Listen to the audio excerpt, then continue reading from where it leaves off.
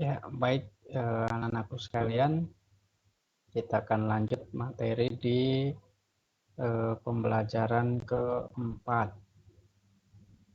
Ya, kita masih di tema 1, subtema 1.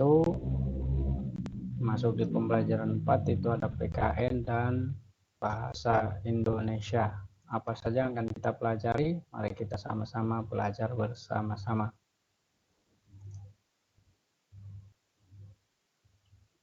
Pembelajaran keempat PPKN itu penerapan sila ketiga Pancasila dalam kehidupan sehari-hari. Sila ketiga ya itu dilambangkan dengan pohon beringin yang berbunyi Persatuan Indonesia. Nah, sila ketiga mengandung makna suatu usaha menuju persatuan rakyat dalam negara kesatuan Republik Indonesia. Ya, Persatuan Indonesia juga mengakui dan menghargai sepenuhnya keanekaragaman yang dimiliki bangsa Indonesia. Artinya bahwa Persatuan Indonesia itu mengakui ya dan juga menghargai keanekaragaman yang ada di Indonesia ya, karena bangsa Indonesia ini memiliki berbagai macam keanekaragaman. Ya, kita akan lihat di sini.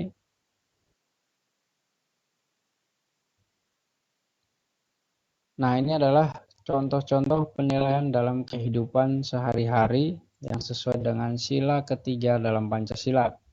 Yang pertama, bekerja sama demi kepentingan bangsa dan negara di atas kepentingan pribadi dan golongan. Ya, jadi kita bekerja sama, ya, mementingkan kepentingan bersama, bukan kepentingan pribadi atau kepentingan golongan-golongan tertentu.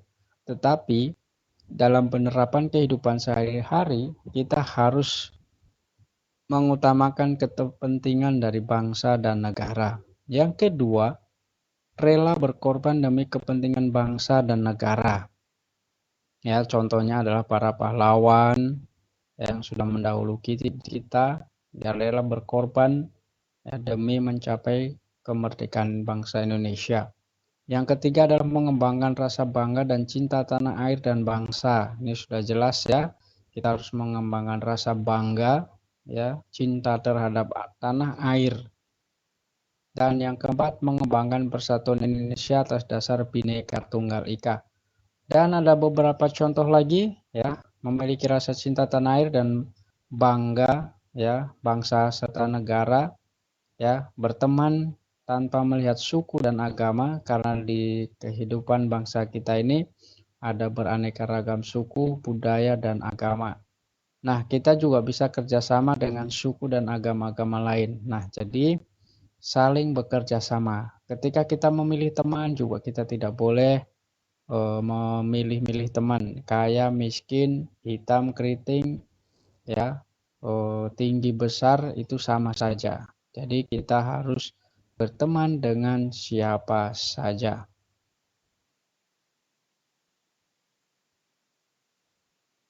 Nah, itu adalah pembelajaran PKN ya, hanya penerapan nilai-nilai dalam sila ketiga Pancasila.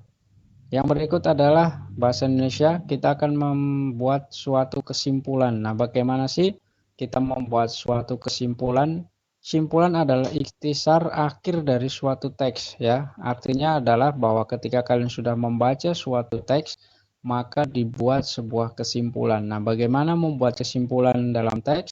Yang pertama, kalian harus baca teks secara keseluruhan. Yang kedua, temukan informasi penting yang terdapat dalam teks ya. Jadi misalnya tanaman padi ya, perkembangbiakan tanaman padi, kalian bisa mencari informasi-informasi penting yang dalam teks tersebut.